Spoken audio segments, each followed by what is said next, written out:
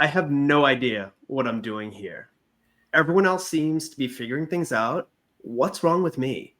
This isn't right. I can't handle it. This is the topic that we're going to talk about today: stress and anxiety and the biggest transitions of your life, particularly during relocations. And I'm honored today to have one of my favorite mobility mentors, Dominika Steniakwitz, to come talk to us about strategies of how to deal with stress and cope with anxiety during these transitions. So, Dominika, welcome. Thank you so much for joining us this morning. Glad to have you on the Mentor Minutes. This is going to be a fantastic session. Well, hello, and I am so excited to be your first guest. I'm privileged, honored, and thank you for having me because I absolutely get what it is when you move a country and everything is different and everything is unknown and everything is stress related and you're just so scared and the anxiety just ramps up and you don't know what to do with yourself. I know because that's what I did at least twice in my life, and trust me, I can relate. It's not an easy experience. Can you share a little bit about your relocation background? Where have you relocated from? Right. So I lived in Poland as an adult. And then about 9 years ago, I came back to the US. And I thought I knew something about the US because I went to high school here. And it turned out to be a totally different experience than I remember. There weren't the places that I liked. There weren't the tastes that I liked. The smells were different. The views were different. There was nothing familiar. And the big question mark, am I going to make it? Am I going to be alone? And I'm going to be surrounded by strangers, or am I going to be able to make close friends? All those questions were just piling up. And that was the US move. And before that, I moved for a year into the UK working with teenagers. And that was exactly the same thing. And on top of that, different accent, which was horrifying. And one of the things people don't know when you move to the US, English is not one accent. It's like if you go up south, they say things and you think they're complimenting you, but they're not, like saying, bless your heart, that type of thing. Then you're in Texas and everybody's y'all. I'm like, what the heck is y'all? And I have to have somebody explain it to me. So the whole thing of moving, anxiety and stress, it is absolutely a big part of the transition, and it doesn't have to be. No, it doesn't. It's funny you mentioned those differences in the language and culture. I remember when we first moved to Houston. So my background, I'm from Boston, very different culture. And I kind of dived in with both feet. I was ready. I was really excited. Never lived in Texas. We were coming from overseas. And people are just very friendly. And when they ask you, like, how are you? The conversation doesn't end there. Like, you continue on, you have the conversation. And I remember I went back home for probably Christmas or something like that. And I was at the grocery store with my father. We had a Stop and Shop for those on the East Coast. Actually, I think it's a stock market. Anyway, and so we're standing in line, and the cashier says, "How are you doing?" And I continue on with like this kind of Texan vibe that I picked up. And my dad hits me in the back of the shoulder. He said, "She expected you to shut up after fine, thanks." And you could see it on her face. Her expression was just like in shock, like, okay, like, why are you unloading all this? It is interesting how, we perceive what's normal depending on a culture and a person and even the situation, because that can vary. I remember moving over from Europe and being Polish, mind you. If I say something, that is happening. That's it. So if I say, let's meet for coffee, I really mean let's meet for coffee. I really mean we're gonna set a date and see each other. And then I came to the US and people would go, oh, let's go for coffee. And there was never ever a follow-up. And when I would call, hey, what about that coffee? Oh, sorry, I don't have time right now. I was like, how does I'd that love to work? have you over sometime, like when? No, you're not going to get a date. Yeah. So for me, that was a huge culture shock. I still don't like that. So I try to choose people around me that when they say, let's meet for coffee, but I also don't have the expectation that that sentence means anything besides being courteous. It's kind of like, in America, again, we say, I'm going to try to make it. The word try means you're not making it, period. You're not coming because it's not your priority. So all of those things actually generate stress for people who do not realize how this culture works, because there is an expectation of this will have a follow-up. This means this based on your past experiences. And then you have this clash of going, okay, so this usually is this and it's not happening. Is there something wrong with me? That is Yeah. usually the question that boils down to. And no, there's nothing wrong with you. You're just in a different world where things mean different things. And it's a very interesting experience. So, first thing to offset your stress and anxiety is curiosity. Curiosity is the first antidote for stress and anxiety. Why? Because when you say after you get, somebody doesn't respond the way you wanted to, you can say, it is interesting how I reacted like this. It is interesting that they thought that, which allows your brain not to set rules and boundaries, which literally create stress when we don't meet them, but it allows for the exploration and there's no label on it. Now, don't get me wrong, I'm not saying don't label things good or bad, but to protect yourself from stress and anxiety, you can use curiosity, and it's something that you need to practice. It's not going to be something that just comes like this, because our automatic reaction is my blueprint of my life. This is how it is. Why isn't it happening? What is wrong with those people? And we go on the rant in our head or out loud, which is not recommended. It's so hard. A lot of times it's picking up those conversations. I learned to focus on the words like should have or should be, these kind of things that really indicate like this is what your expectations are, and how that's affecting really your mental health. And from yourself as an executive HR experience in talent recruitment and now a brain coach, how does this unravel in the workplace, especially when we're looking at employee productivity, employee experience? A lot of times, especially we see this in Texas too, because it's quite a hub for folks moving in, whether it's oil and gas, whether it's medical, etc. A lot of people are coming in to a situation that they're having to deal with their lifestyle. But now, does that translate into the workplace? How does that play out? Oh, absolutely. So we have been taught this concept of work-life balance. Let's just throw it out the window. There's no balance in that, right? Mhm. Um, there's no balance because imagine standing on a balancing beam on a little round thing. You're in constant stress to keep balance and everything is tightened. You have problems breathing, you are tightening up, and that is no way to function. So the truth is that people come with expectations no matter if we're from foreign countries or if we're from a different company. We get used to things. But the Mm, amount of differences will make or break your adaptation process. So if the differences are, let's say, within the 20%, let's keep with the Pareto method, then you're mm, good because that is something your brain can handle. But if it's like night and day, it is a revolution. Our mm, brains, our bodies do not function very well with revolution. And if you put your employees in a revolutionary state, they will either not survive, quit, burn out, or create an atmosphere and environment that will be toxic. Because, see, joy is contagious. Our smiles are contagious. Our excitement is contagious. But so is anger, frustration, and depression. So, what do you want your people to be infected with? So, it is really important to see, especially when you're hiring people from different countries, and absolutely do because they have phenomenal skills and they're looking for a chance. It mm. is important to check their flexibility and adaptation skills. Yeah. Absolutely. And those can be learned too. Like we had this brilliant conversation out in California a few weeks ago where it was the discussion on assessments. And the individual brought up the perspective is that assessments are not to get to a yes or no answer. It's to get a baseline and then understand how do we work with that. So I love that perspective because a lot of these skills, I think we come perhaps from a culture where we think there's leaders, there's followers, it's just ingrained, this is how it is.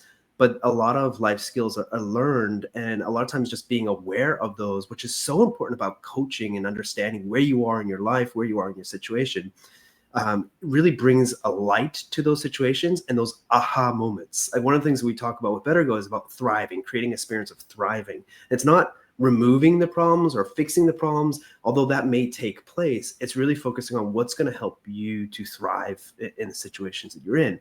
And that was leading me to think about when you were talking about how employees are going to be dealing with this. A lot of times when we're moving people, we're talking about family units too. So how does this dynamic play out where, let's say like you're a traditional family of five, three kids, husband and wife, make it easy for now.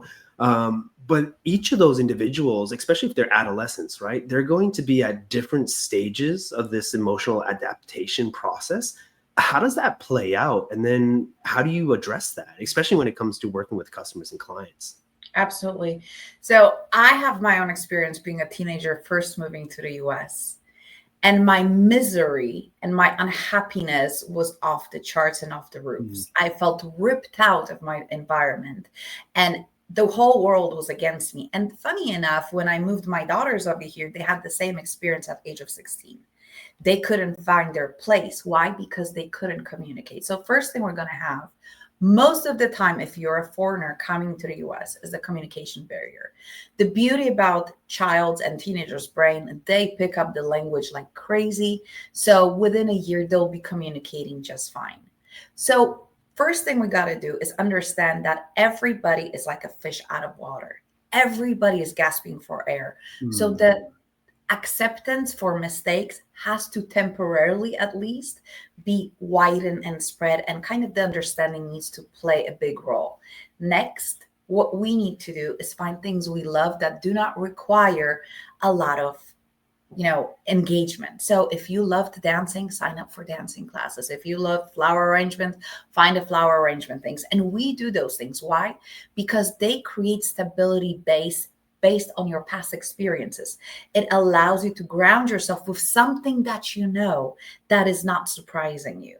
It is a Mhm. learning process, but the environment is more or less the same. Next, allow yourself to be curious, right? And allow yourself not to understand. A long time ago, I used to feel that I need to understand everything. Why? Mm. Now I go, that's interesting that it is that way. And I'm not digging in, because it is impossible when you move to a new country to understand why things are the way they are. You will get the feel of it after certain period of time.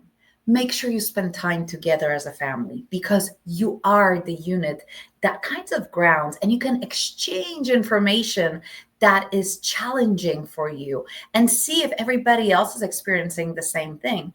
Mm. Adaptation is hard. Change is something that's guaranteed, but we forget, especially when most of our life is repetitive, right? Most of our life, we know our friends, we know our environment, we know how things look. And at the beginning, you will experience most likely excitement. But if you fear the outcome that it's not going to work out, you will experience anxiety. The neural pathways of your brain for excitement and anxiety are exactly the same. What Mhm. differs is what the outcome is that you're expecting. So if you're expecting that it's not going to work, that you're going to be alone, that it's going to be horrible, the whole 9 yards, Mm. it will turn into anxiety. But if you're expecting great experience, new learning, new friends, new people, new visuals, it will be leading with excitement. So Mhm. one change, one shift in your head allows you that. Another thing is that remember that you're not the only person learning. People Yeah. around you are learning your culture and who you are. And you might be doing some really strange stuff to them. Like you'll be going, okay, this is very interesting. And they won't tell you because they're trying to be polite. Mm. So there are a lot of aspects of brain health and how we prepare ourselves for the move, but making sure that we have things that we know and we implement them as soon as possible. Maybe bring over your favorite vase from your country.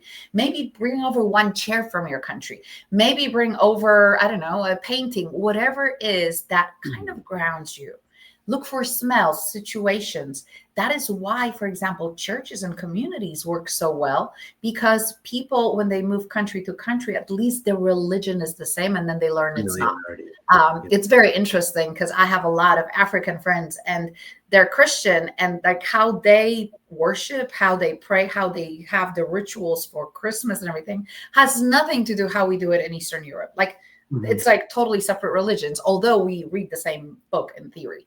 So all of those things, give yourself grace, but also people who are around you. They have no Yeah. clue who you are. They don't know your customs. They don't know why you're doing things. And guess what? They're used to their own way. So they also think that their own way is the best. So time and understanding and curiosity are those things that the family needs to embrace as soon as possible. It sounds like curiosity is that doorway because there's so many things that we could look at. There's so many aspects we could focus on. But if we look at the bedrock of starting from a curious perspective, it really puts you in a different mindset. It shifts you into a positive perspective on things. The other aspect I'd love to highlight too is what you're talking about is often when we focus on relocation, perhaps because it's the funnier stories, it's more salient, is those cultural faux pas and those things that we experience. But what you hit on is those subconscious processes. I believe there's about we're looking up this in the past. There's about 40,000 daily processes that are subconsciously ingrained in your life, and these are things you just do automatically. And your brain actually puts these in a process, and you can speak more to this in a sense of reserving and conserving energy. So we're going to automate this. So you don't even need to think about it. But now when you're picked up and you're in a new place, all of those need energy and consumption to be reestablished. And one of the most interesting dynamics, part of that whole kind of, I guess, transition experience is not only the mental load and the fatigue that causes, but the perception change. And with family dynamics, this can be really, really interesting because take, for example, you've got an executive level brought out to a new location. They're supposed to be running, the plant or whatever the operations are. It's important. It's critical to the company. And their position dictates to them that they're in a esteemed high role, that they're somebody very important. And particularly more in international situations, this comes out more evident. But their children will pick up the language like that. And then all of a sudden they'll be out with their family and feel like incompetent. And it's like, what's happening to my role as the caregiver, as the father, as the parent, where I can't even take care of my kids because now they're leading the role. And subconsciously, those shifts in dynamics in even relationships, bilateral relationships, can really be a mind bend, to say the least, Oh, they because can you're be used even a to. reason for divorce. Yeah, exactly. And that's actually quite common. It's very common that marriages would fail. What do they say? If you want to get to know someone, go on a trip with them. Imagine a relocation. Yes, that is very challenging. I thankfully know families that survived that, but I do know families that didn't survive that. And Yeah. it is again our expectations and our identity of who we are. And what you Mhm. were saying is very true. Our brain is built to conserve energy. It is literally designed to conserve energy and creates those lumps of how it is rules. This is how it is. Okay, this looks like this. I'm going to put this in this rule. I know what it is. I don't spend any energy on this. But when you're in a different place, nothing fits the mold.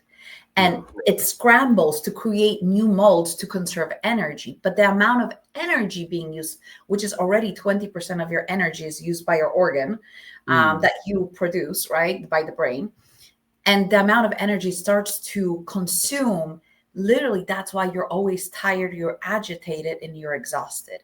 Another interesting thing, which most people don't realize, if you come from a CEO level, director level, and in your country, that level was a prestigious position, and in your country, you'll be viewed like a hero. You moved to America, you got hired in America, and this is, you're now that person. But you actually, the only influence you keep is the influence of the title. You have no more connections, no more relationships, no more one phone call fixing things. And your kids are noticing that they're not as important as they were. And let me tell you a story because I've experienced this. When I lived in Poland, I worked with the Polish president, I worked with the government, I worked with amazing people, and I was an HR director, I ran a company. I did amazing things. For me to get, let's say, organize a dinner on a rooftop for my Mm. friend's birthday, was picking up a phone call and go, hey, how are you doing? Look, I would love, how much would it cost for me to reserve the rooftop? And it was like, and we can create something and experience it, right? Mhm. Here, when I came, I didn't even know who to call to fix my plumbing. I had no influence. And from a person who was recognizable, influential, knew everybody, I was literally no one. And that was such a painful thing for my ego and so important. So I'm very Mhm. grateful for the experience, but it took 8 years for me to be grateful. It wasn't immediate. And Sure. the inability to make things happen when you're used to. And my kids used to go, oh, this is my mom, and everybody knew. Now, when they came to the US, this is my mom. I was just one of the mundane people who nobody knew who I was. And imagine them, because they would use that, which is very natural, to elevate themselves. We always elevate ourselves through different experiences. Oh, yeah, Your absolutely. kids lose that ability too. And guess what? The wife used to be the wife of a CEO. Now she's just a wife, no Mhm. circle of influence, no women around her, nobody admiring her, and everything is mundane. And she is back to where she was. The fear that sets in. We got to remember that this shift changes for everybody, unless even if you become a CEO of Coca Cola, the truth is you still don't know everybody, and your influences absolutely shrink. Now, if you've been your whole life in the international environment, that might be a little bit different, but Mhm. not so much. Notice that kids who are army kids, army brats, move around, they don't form those bonds, but they learn. It's a gift. They learn how to create relationships much quicker. So Yeah. wherever they go, they can get their influence back quicker. And practice makes perfect in every situation, including in relocation. I think that's such an important concept that, if I can summarize that, is that competency doesn't always transfer across borders and across different verticals. And I think we forget that because, if you have a high degree, or you have a PhD, or you're the CEO, or you're a VP of this or that, it assumes, and naturally so, I suppose, that you have competency across the board. But now you're brought into completely new situations where you don't even know how to get money out of the ATM because it's not in English, or you Exactly. don't know how to go grocery shopping because you don't know the foods that are there. But one of the last topics I'd love to kind of wrap up on is really helping to show how coaching influences this experience. Because one of the things that I've seen when I talk to people who, first and foremost, never had a coach before, it's very hard for them to understand, well, how does coaching, how does mentoring, and even therapy, how do these play a role in me discovering myself, and why do I really need this? And often the deflect is, there's nothing wrong with me, I don't need this. But what I've discovered is, through my own experience with coaches, is that it's much more of a cyclical than a linear experience. And when you're going through this kind of discovery, it's not like you have a plan of 1, 2, 3, you get that done, you move on, you're done. It's a continually evolution of who you are and how you express yourself, and just having a champion in your corner. So can you just, let's highlight that a little bit, or talk to a little bit to that point from your experience, and how does that change people's lives? Because it's so hard to articulate that, but I think it's such a beautiful experience for people to understand. So, first of all, what's beautiful about coaching, there's a difference between coaching and mentoring. Mentoring, we give you kind of solutions to try out, and you follow the instructions because we've lived through it and we go, this worked for me, why don't you try it out? So, it first of all, it cuts down the time of you searching for solutions, saves your time. Coaching, on the other hand, has an assumption that you have the answers. But Mm, because of how we're structured as humans and because of our brain, when we're stressed, we have no access to deeper memories and deeper experiences. We only see things on the surface. Your yeah. brain is in a fight or flight mode, your whole nervous system. So, what coaching does, it's coaching allows you through, there's nothing wrong with you. I agree. Mm, And the way you react, the way you experience life, how you see life right now, is this how you want life to be? Because if it is, please don't hire a coach. But if, for example, you get angry all the time, or you get pissed off, or you get annoyed, or you get frustrated, or you cry all the time, or you get angry at your kids, mhm, and everything is bottling up, this is the time where a coach would be useful. Because they're not really your friend, but they're your mhm, support system. They're on your side, but with very clear vision, knowing that you know the answer. And at mhm, the same time, digging out of you the new perspectives. So, what coaching does, it brings out the new perspective that you need to mhm, actually enjoy the transition or your new life. Imagine, let me give you an example. Imagine you have a wound, and mm, we're not going to just a general one, a big wound, and you're standing over a cliff and you're mhm. about to fall, and somebody grabs you and pulls you back, but they grab you by the wound.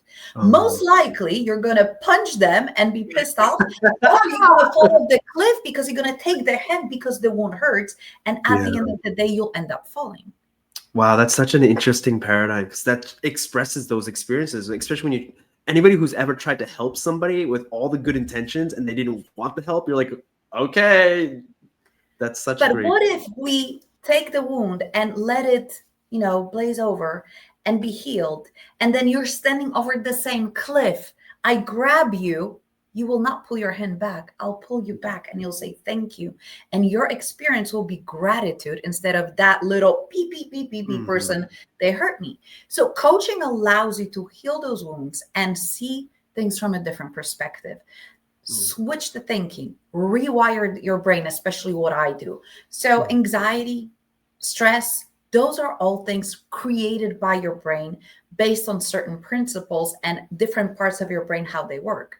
Because we now understand how that works, we can rewire that and change that so the brain reacts. I mean, wouldn't life be great if people are pissed off around you and yelling at you and you go, oh my goodness, have a great day, and you move on and it doesn't even phase you? Hmm. That would be Or people's amazing, right? opinions or what they think of you or what the neighbors think or the colleagues, Exactly. whatever it is. Imagine there's no emotional reaction. We can literally do that and help you create that resilience, grit. When you don't feel like getting up in the morning and going to the gym, guess what? We had coaches forever. We had Mm. coaches that trained our athletes, and Yeah. great coach can make or break. The same thing with a coach in your transition and in your life. I guarantee you that every one of you has things that are not serving you. Mhm. Your coach is there to help you notice that on your own, not tell you, that's very important. Notice Mm. that on your own, allow you to discover that this is not what you want, create what you want in your head, and then help you get from point A to point B. Yeah. And without him, you'll be going like an S, zigzag, up and down. But with a And coach, not it's understanding why. exactly. And it's a pretty straight line. You create new patterns, new behaviors, new neural pathways. It goes quicker. I Mm. have two coaches. I have one for business and I have one that's my private one.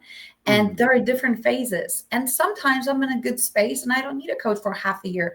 But then life happens. And what would I need to figure out on my own if it can take seconds to see a different perspective?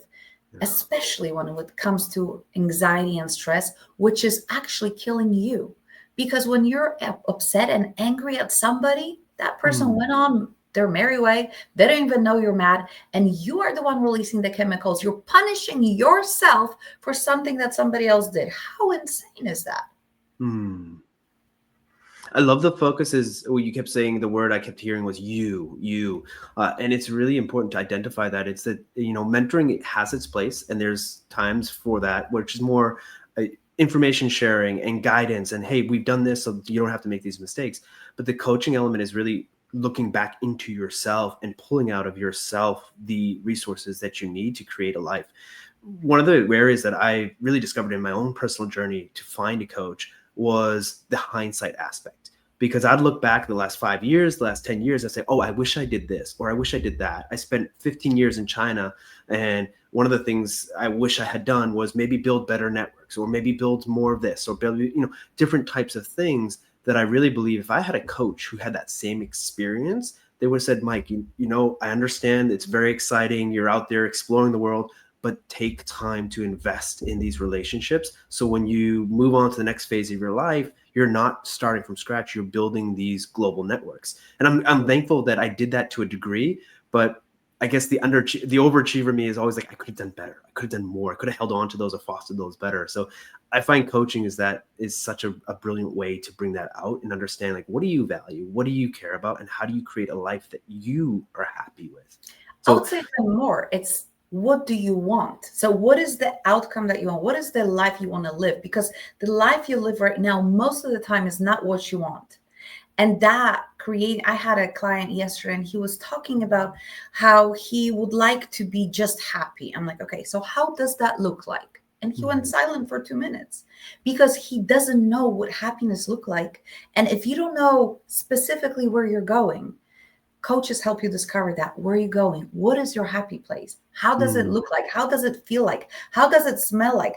What time do you wake up in the morning? How does the outside look like? All of those things, because your brain does not know the difference between the reality and what you imagine. and we can harness that power to create something that you're looking forward to. And then it's much easier to adjust. I love it. It's not just getting through it, but it's creating something that you're looking forward to. Absolutely. Dominica, thank you so much for joining us today and talking about this critical topic. You have such an amazing experience, firsthand relocation experience, executive HR experience, a brain coach as well. And it's amazing to hear your perspective and to learn these takeaways. So stay curious. I'm going to keep that in the back of my mind, because that's going to open the door to a positive perspective in our customers and our clients' relocations and our own lives. So thank you so much for joining us. Thank you so much for having me. It was an absolute pleasure. I hope you guys got value. Thank you. Bye-bye. Bye-bye.